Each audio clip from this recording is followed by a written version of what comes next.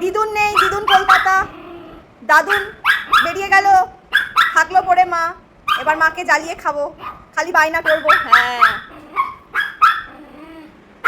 তোমরা জানো তো ভিটামিনটা হচ্ছে স্ন্যাক্স, তখন তখন খেতে হয়, হয় ভিটামিন খেতে হয় নয় বিক্কু খেতে হয়, কিছু একটা স্ন্যাক্স খেতে হয়। স্ন্যাক্স সন্ধ্যেবেলাতে না খেলে আমার ভালো লাগে না। এই তুই ভো ভো করছিস কেন? হ্যাঁ, মা একটু ছেলের সাথে গপ্প করছে। তোর প্রবলেমটা কোথায়? তোর কিসের প্রবলেম?